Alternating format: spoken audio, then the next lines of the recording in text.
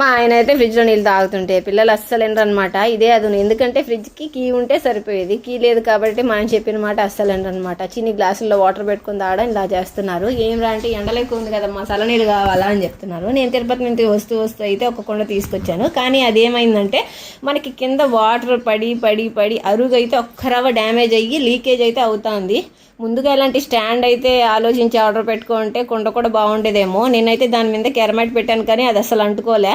ఎండకైతే ఇలా వచ్చేసింది అనమాట సపరేట్గా. మళ్ళీ ఆకుండా మళ్ళీ అయితే పెట్టేసి వాటర్ పెడుతున్నాను. ఈసారి ఏమవుతుందో చూడాలి. నచ్చితే లైక్ చేయండి.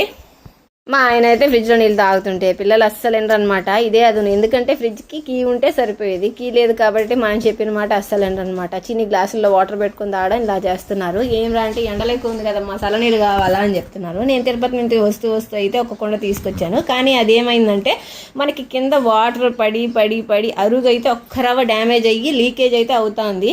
ముందుగా ఇలాంటి స్టాండ్ అయితే ఆలోచించి ఆర్డర్ పెట్టుకుంటే కుండ కూడా బాగుండేదేమో. నేనైతే దాని మీద కెరమైట్ పెట్టాను కానీ అది అసలు అంటుకోలే.